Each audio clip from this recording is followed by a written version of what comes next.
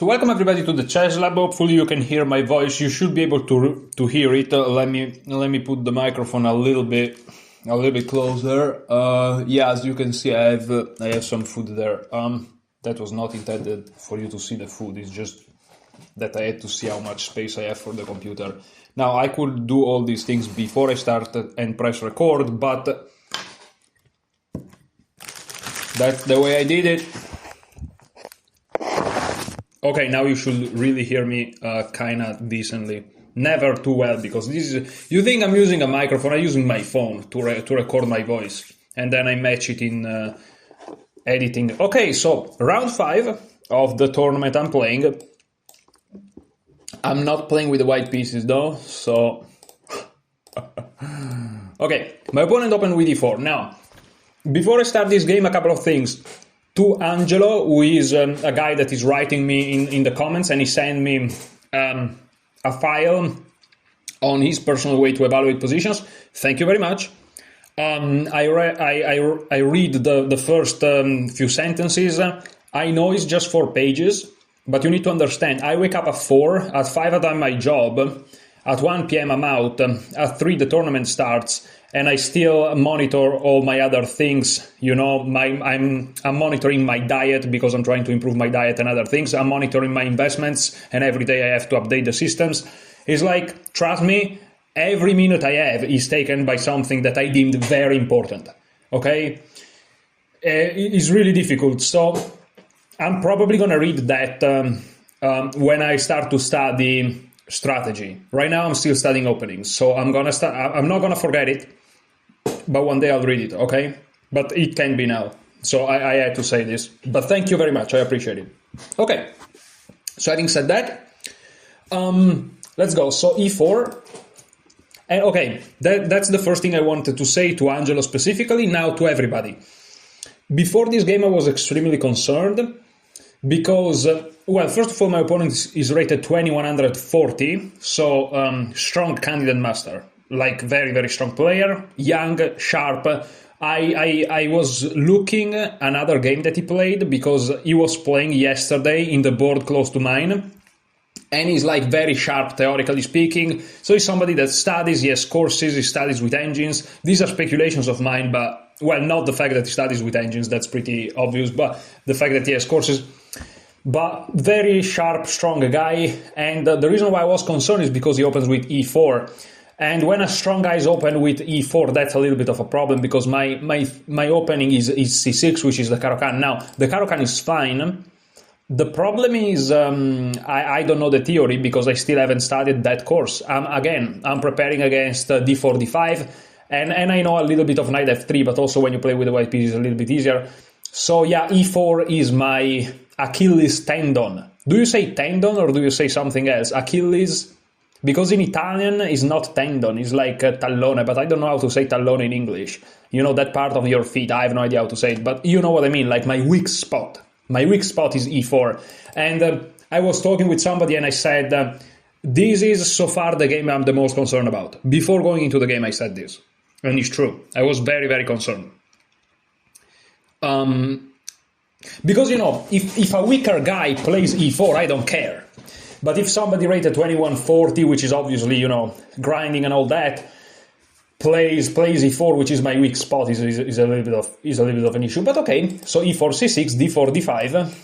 He plays the advance, which I looked at, so I was expecting the advance, and I play c5. Now the issue is, he took, which is fine. Here I play knight c6, this is part of my repertoire. Listen, it's not that... I went through the whole course of this repertoire once, but I don't have perfect memory, so I don't remember 99% of it, but I remember something. Like, I know that here the move is knight c6. I also rewatched the introduction to the chapters of the exchange beforehand, because I was expecting sorry, not the exchange, I was expecting the advance with d takes c5, so I watched it, because you never know. But it was very brief. So, okay, knight c6. And after knight c6, let me see. My opponent played f4. And here already, I couldn't remember what to do. Sorry, no. Well, yes, but no. Meaning, I thought that the move was knight h6, because I remember that it was knight h6, but I wasn't sure. And you may say, well, what's the move? And I'm checking with the engine, the best move is knight h6, which is what I played. And in the database, e6 is overwhelmingly played, but probably the recommendation of Banzea is knight h6. So let's assume that I remembered it. I didn't remember it. I guessed it. It was an educated guess, but it's still a guess. If you remember it, you know it's knight h6. If you think it's knight h6, but you're not sure, you play knight h6 and it turns out it's knight h6, you didn't remember it. You did an educated guess and it turns out to be correct. Okay? Yeah, okay. Nobody thinks like this, but still, that's how you should think. So I play knight h6 because I managed to, remember it. Whatever, okay? Knight h6. And after f4, knight h6, he plays knight f3, I have no idea. Here I have no idea what to do. Zero. Now, the idea behind knight h6, I remember some Banzea's comment. But again, you may say, okay, so you remember it. But I don't know if it's this specific position. I don't know if it's this specific position. Maybe it's not the line with d takes c5, it's the line with c3, and then they play f4 randomly, and you have to play knight h6 there. Like, I don't know. It's probably this, but I don't know. And after knight f3, I'm looking at the engine, the move is bishop g4, which I thought about, obviously, but I had no idea. I had no idea what I was doing. So knight f3, what I remembered, but again, it's not that I remember, it was well, yes, I remember, but I don't know from where. So it's just some random garbage in my head. So I took some garbage that I have in my head, and I decided to apply it here. Now, the garbage I had in my head was to do this, and play a pawn down. Okay? It's not crazy, but... Okay, so I played g6. It's now plus 1.3 already. You can't play the Caro-Kann against a 2100 if you don't know theory. But listen, that's all I can do. So g6. Now bishop to e3. Again, bishop g4 is always better. I played, and here I'm like, okay, let's go with the idea of playing knight f5, playing h5, and just cementify my knight here. He's a good knight, let's go. No deeper than this. It's just basically. So, okay, I'm gonna tell you, like, in my mind, this is a pass game. I'm gonna lose this game. This is what I was thinking. I'm gonna lose this game. It's just one rep in. Let's try to still think like don't blunder mate in one or something, and it's just around. Let's go. It's just around. You lose some games, I was chill about it, but that was my mindset. So I was just let's just play a game. Let's get this game out of the system, if that makes sense. Hopefully I'm explaining myself. I feel like I'm not though. So knight f5, bishop f2, and here I play h5.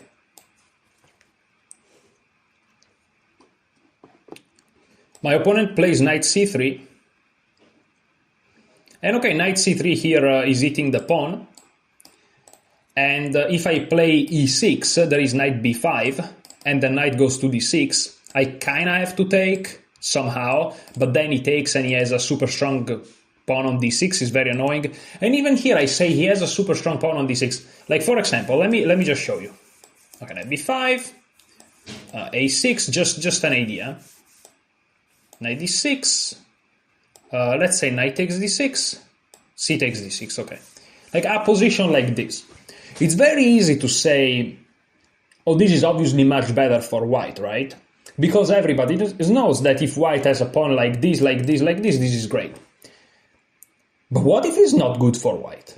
What if this is okay for black, because of some other crazy reasons?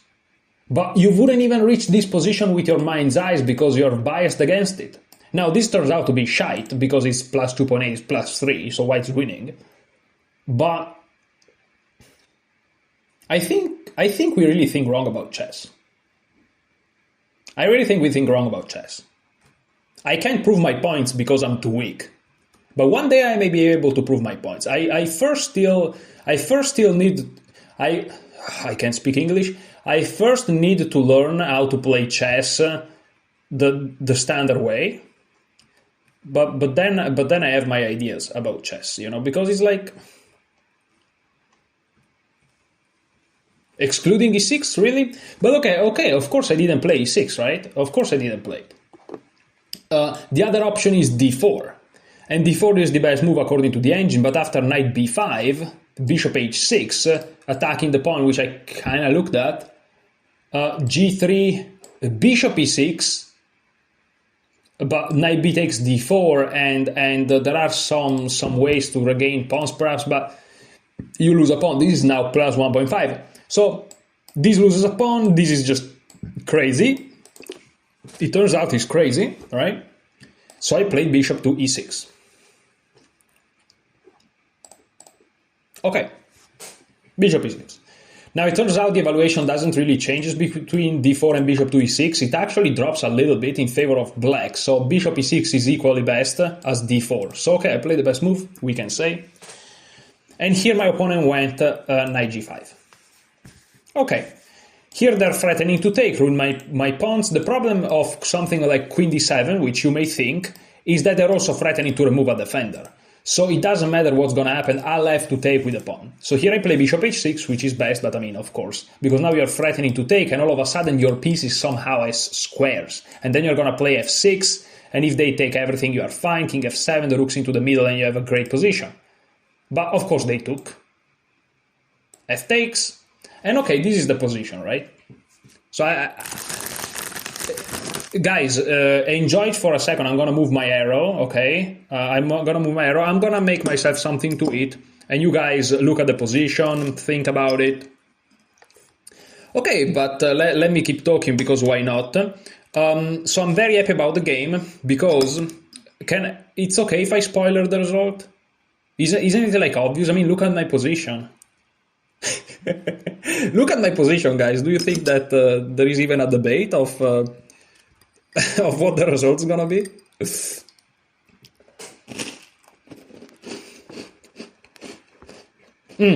You can use the arrow on your keyboard to skip those dull moments. I can't, bro. Again, I don't have time. I can't edit this out. I can't go back into the editing software and take out every moment where I eat. I have to eat. I have to make the video. I do both at the same time. You guys just skip. Just keep with the arrows. And that's it. If you are on the phone, double click on the right side of the screen, and it skips 10 seconds. So, just keep me eating, because I have to do this.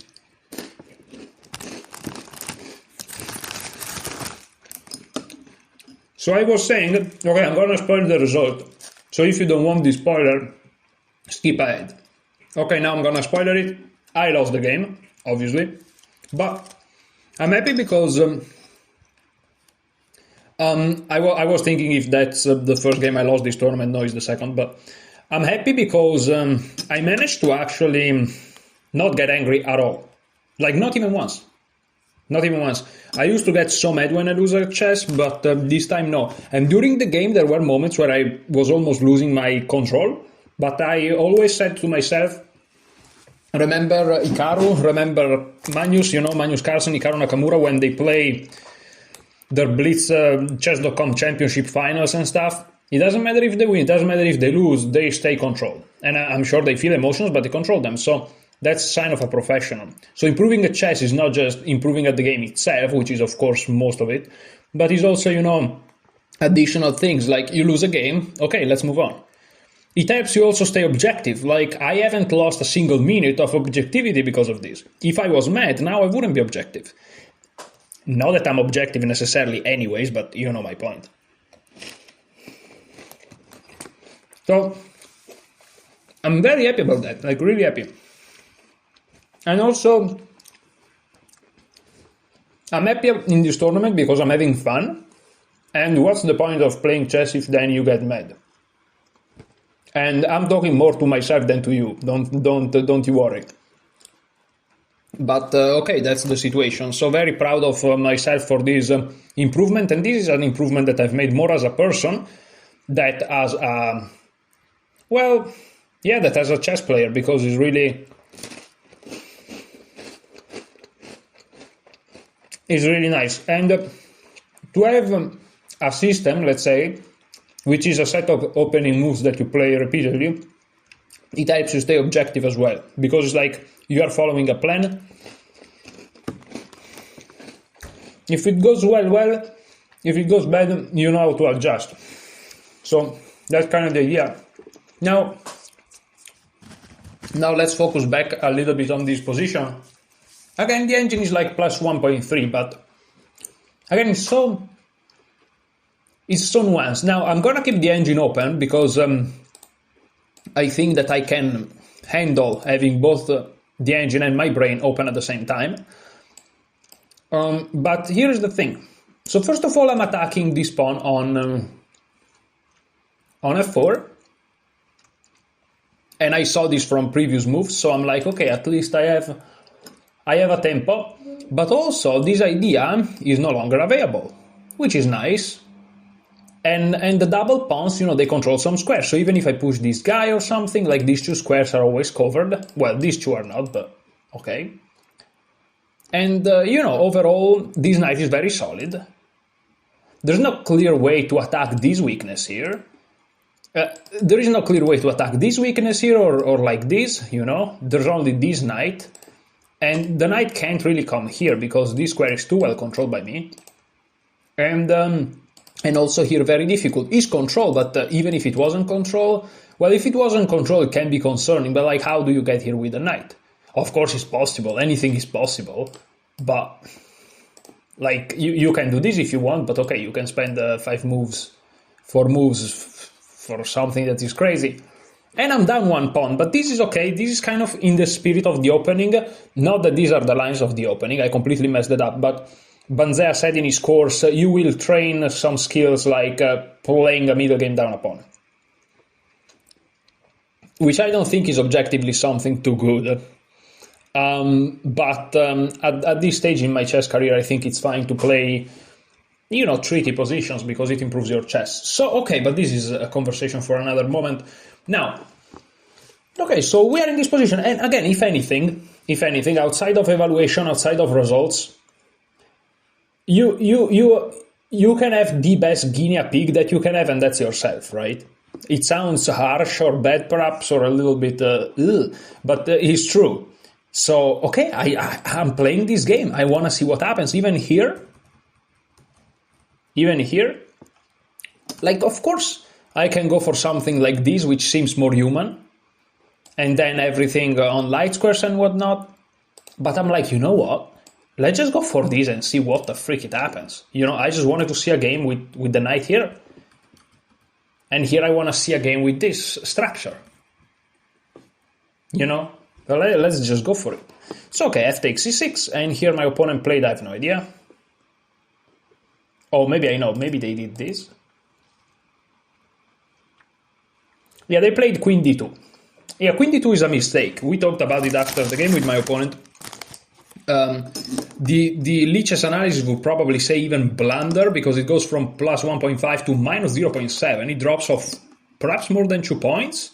So yeah, it's probably a blunder according to Lichess. Not that it loses the game, but now white's position is inferior, and black's position is slightly better.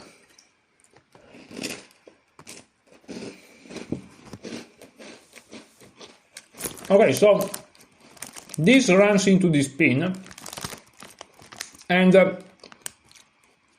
you can consider knight takes, but things will get very dirty, very complicated. And remember, I'm already down a pawn, so I wouldn't be winning a pawn for complications. The e-file gets open, like queen e2 here, what do? You have to save the knight, because if you play bishop takes f4, I can't draw arrows because I'm eating, so... And let's practice some visualization together. So, okay, I'll help you with this. Knight takes c5, right? Queen e2. If you move the knight, queen takes c6. Of course, depends where you move the knight, but let's say you go back to c6. Queen takes c6.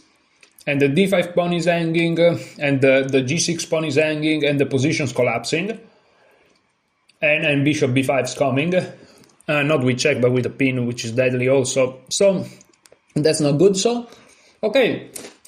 This was everything I was looking into the game. And also you have to consider bishop d4, but bishop d4 doesn't work. Because knight takes d4, queen takes d4, and knight f7, that saves the rook. You see? From this position here, bishop d4, knight takes d4, queen takes d4, knight f7. Saves everything. And maybe then there is bishop b5, but I think king f8. But here's the thing. You have to focus on queen e2, and bishop takes f4. And bishop takes f4 seems like you are doing fantastic, but then there is g3. Then there is g3. And the bishop is attacked, and if you move the bishop, you lose the knight. And I can't see, I'm trying to look at, genuinely, but I can't see ways where I can save both. So I don't think that taking is good. Now I'm going to put it on the board and see the engine what it does. Now it's +1. And it's not +1 because of queen e2. That will follow knight g4. And queen takes c6. And king f8 to go away from check. And then bishop d3, and then queen c8. And this is not chess, this is crazy. Sorry, but I don't understand none of that. So knight takes, but the problem is... No, actually now the engine is giving queen e2. Yeah, queen e2 is bad.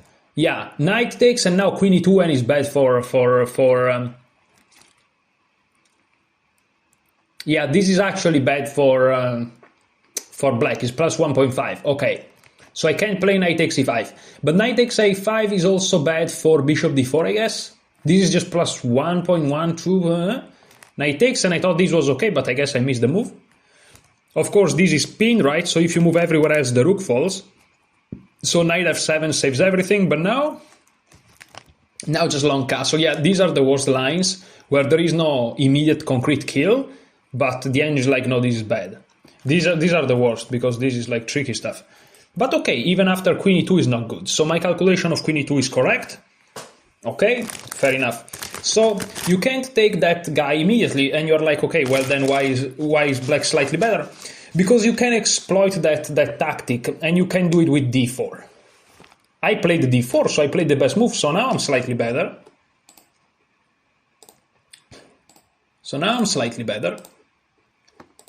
Okay. And here, if my opponent goes here, this is not hit, you can just go here, here, and then you can consider taking, because queen e2...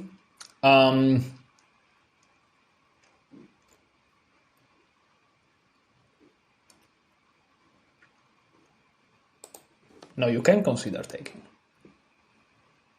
Oh no, there were lines where the queen moves, never mind. Okay, but my opponent played knight e2, and here they are not attacking the pawn, is enough defended, but again, taking here, okay, now taking here drops this guy, because queen e2 is no longer there. So knight here is interesting, but there is a better move, which I found, which is queen to d5. And I'm having my little moment. And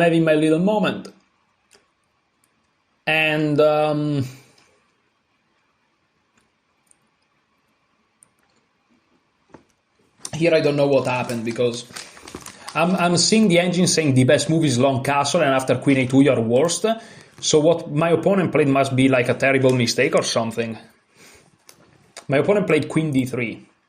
No, this is actually best. Okay, so the engine is very funny. Okay, so queen d3 is kind of... No, it's fine. And here the engine is saying long castle. And you have great pressure, great control. You can always take this later. But I don't know why, after long castle, I started to see something like c3. And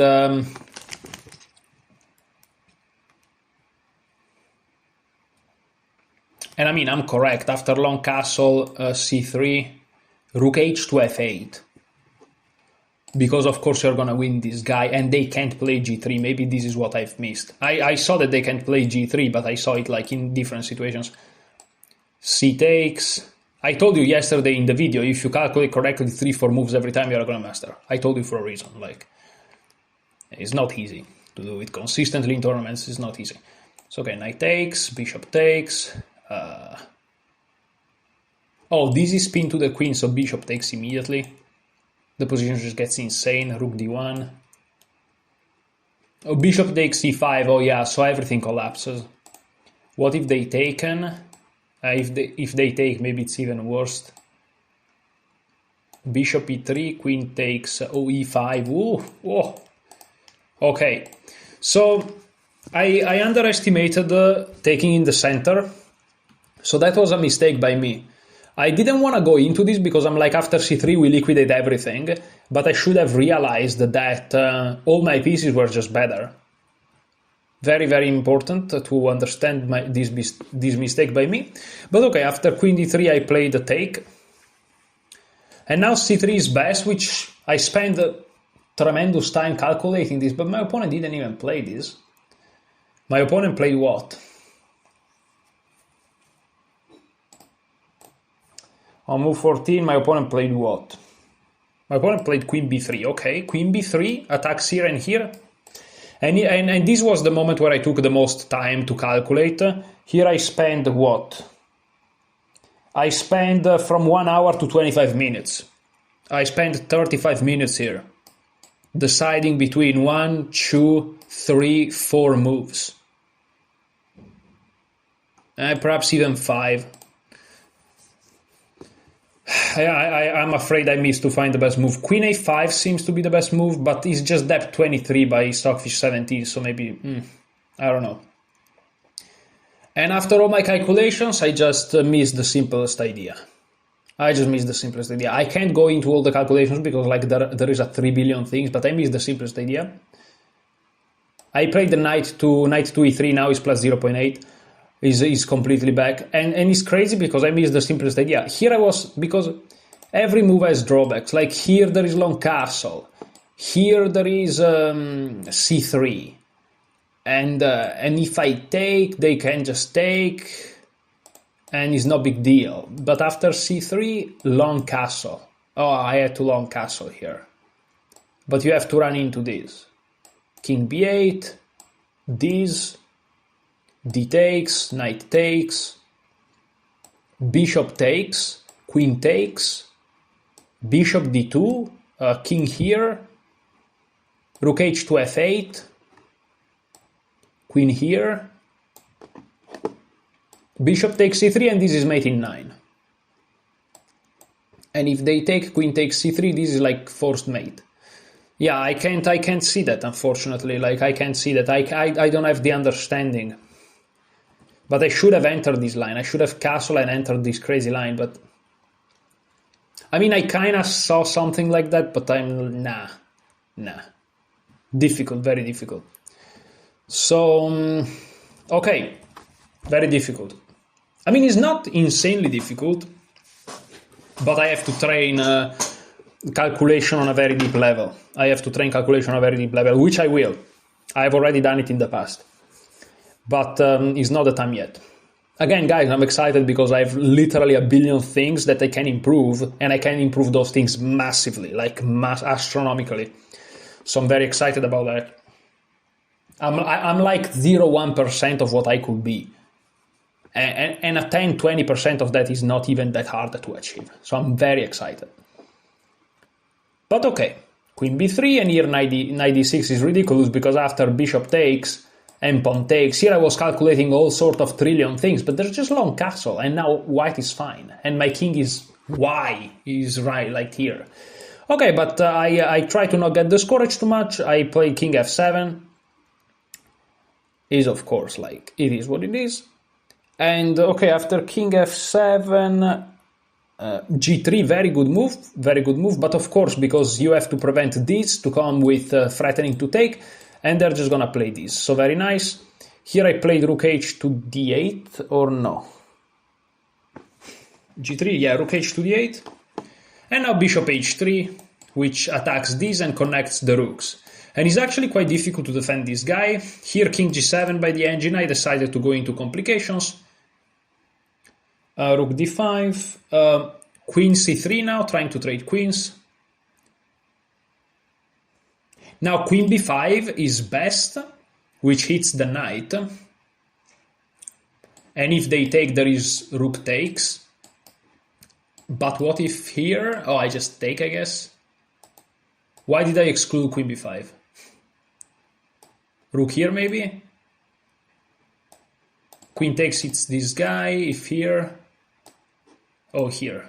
Oh, yeah. I don't know. No, but there were other reasons why I excluded it. I excluded it... after here, I excluded queen b5 for some reasons. I decided to play knight b4. This is really bad. My opponent played this though, which is not too good. And here again, but here I started to have little time. Also, I calculated so much in those 35 minutes. I really calculated during those 35 minutes. I really did. In fact, those 35 minutes flew because I didn't even realize it. But of course, my brain did. And so here I start to make moves that I know the position is not catastrophical. Like this is plus 0.7. I'm talking like I'm losing. I'm just clearly worst, but my brain was really like melted beyond your imagination. And I wasn't even tired. I'm talking like you did your big calculation. It doesn't work out. It's just over. You know. So king b1, and here I played queen a5, which is just. And you know, I'm attacking this, and I'm like, yes, to move the queen, and then I have tactics. I missed the very simple a3. I'm not joking. I missed a3. When you miss a3. Is because you spent 35 minutes previously calculate. That's why. Like you can move around that how much you want, but this is the reason. And here rook a to d8 was suggested by my opponent. I actually looked at this move previously to sacrifice certain things like crazy complications. Oh yeah, no, rook a to d8 is actually very simple here because after rook a to d8, if they take, there is like kind of checkmate somehow. But well, they lose a rook. But what I've missed is that after this and this, the rooks hit. And so I have time to then save my knight and keep my active pieces a little bit. And also, like, if they take, is a fork. So that's actually probably winning. But, okay, I missed that. So I went back. And now queen takes a5. And here, of course, I have to take rook takes a5, because otherwise knight to d4 hits this guy and I lose. He's losing, he's +3, but I couldn't even do that. I played this and now just knight d4, obviously, and the game's over. I kept playing because you never know. Rook, what did I do here? No, here I have to move because, of course, there is this threat, right? So rook d8, bishop here anyways. And here king g7 is probably best, but then they move the bishop and they're threatening the fork. The only place to go where they move the bishop without threatening a fork is on e8, but this is of course like caging in my king. Any endgame is losing. This guy is dead. I'm down like a trillion pawns. It's over. It's completely over. But okay, let's just show the final moves. There are some things I can do. So my opponent played h4, valid, very valid move. Knight c6, terrible, but there's nothing I can do. Take. B takes. King c8, c5. Rook takes d8. Rook takes d8. It doesn't matter, really. It doesn't matter. Rook e1. If I push, take, and then the king is in time to stop the pawn. So rook d1. No. My opponent played. He didn't play that. He played this. Okay. I played this, but there is this. And after rook to g2, king b1. Okay, king b1. Okay. Oh yeah, no. Of course, because. If you play, let's say you play rook c6, rook c3, that would be a mistake. You're trying to go after this pawn. I take here. And after you take, there is check and listen, maybe I survive. In fact, here the engine is recommending rook c4. So, okay, my opponent wanted to avoid that type of tactic, so he just went here, which is fair. And now, of course, I have to try to do something, but no, there's nothing to be done. Check. I went back because I'm attacking this pawn. Okay, but rook c3, obviously, defending everything, threatening this with checkmate, so king f8, so if they take here, at least I take here, and then I try to free my bishop. But of course, they just played king to b3, with the very simple idea of, this rook is perfectly placed here, no counterplay for me, I'm just gonna grab these and then push those and win the game, and so here I resigned because there's no point in keep moving. So I lost the game. But yeah, I'm happy, really. Which I don't know if I'm more happy because, I'm happy for this tournament in general, or I'm happy for the fact that I'm happy because I didn't get mad, and so this makes me happy even more because I'm improving because of that. So am I happy because I'm happy, or I'm happy because I'm happy? What? I don't know, but definitely happy. And this goes to show that this is crazy. This was slightly better for me, even clearly better perhaps at some point, but very complicated. But again, people will use this as the proof that starting opening is useless if then your opponent blunders. Yes, but is this a justification to willingly enter something like this? I think it's ridiculous. I think that you should have a basics of openings, just the basics. And once you have the basics, absolutely improving anything else, obviously. But if you really have zero knowledge of the opening, or really too little, you can't just know up until here. Because this is a very unorthodox variation, so you have to know a little bit. You have to know some ideas. Okay, so now I'm gonna deactivate the engine, I'm gonna delete all the variations, and I'm gonna perform the Lichess analysis to see what the Lichess analysis is. Let me reload the page just very quickly. Okay, now let's ask the engine for the analysis. Yeah, it's gonna be, we both made mistakes. The position was very complicated, so we both make mistakes. In the end, I made some blunders, and that's probably the evaluation of the engine as well. I mean, that's what happened, so. But yeah, I'm very happy. Also, the sequence in the middle, when they played Queen d2, I managed to exploit the mistake pretty nicely. So I'm playing some very small middle game sequences, the moves I played against the FIDE Master on round 2. I played some sequences up until the moment where I was better, right? I could have won the game perhaps even. And yes, I can capitalize, but again, chess is made of many things. And in some crucial middle game portions, I'm noticing that I am handling myself really well. Then I screw it up later, but at least in those instances I handle myself very well.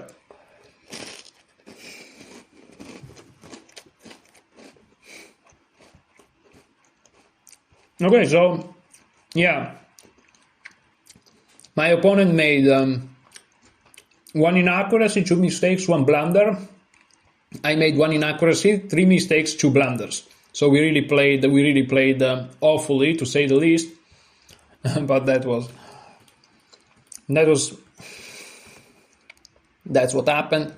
Yeah, g6 is wrong. Yeah, I played g6 because I remember that you play g6 in similar positions, but c is wrong.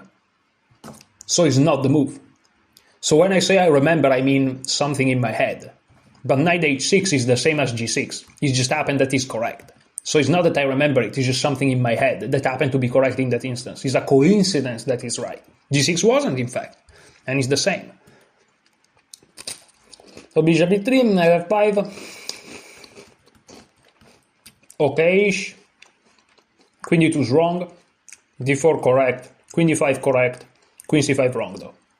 And you may say, okay, so your improvement is just 2 moves. Well, but are 2 critical moves, you know, d4, queen d5, very nice, because I'm going quickly perhaps with the analysis, but there are many other possibilities that are very appealing. You have to exclude the knight takes e5, for example, and you have to make sure that everything works out, so it's very nice. This is now equal, this is wrong again, a3 was better, now this is a blunder. I should have played this, and then long castle with that crazy let's sacrifice everything line. But I played this, and of course this is just... Yeah, here I should have played queen b5, but I don't know why I didn't play that. And it's just over. And the game was over. Okay, well, what to say, very nice. One more rep. Tomorrow...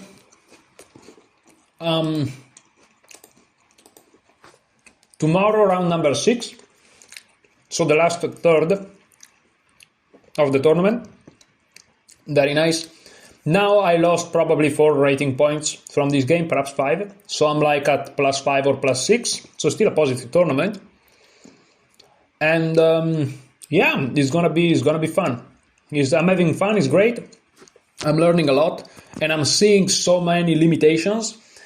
And the fact that I'm an all-time high rating of 1957, and I'm not like losing 15 rating points, which this is what I would have expected actually. But I'm actually holding my own, so I'm extremely happy, guys. I don't want to show too much happiness because I just lost, and it seems like I'm making it up. Okay, but trust me, I'm extremely happy, like even after a loss, which is something that never happened in my chess career ever. Every time I lose, I'm so upset, annoyed at myself. I think I'm the worst chess player ever. Bro, I'm so happy. I can't explain it to you. Like, again, I don't want to show it to you too much because I don't want you to think, oh, he's just faking it for the camera. But I'm really happy. I'm really happy. So having said that, thank you so much for watching. I'll see you tomorrow, or if the game is 6 hours, not tomorrow, another day, but I'll see you in the future with a recap of Game 6. Thank you so much for watching, and enjoy your chess.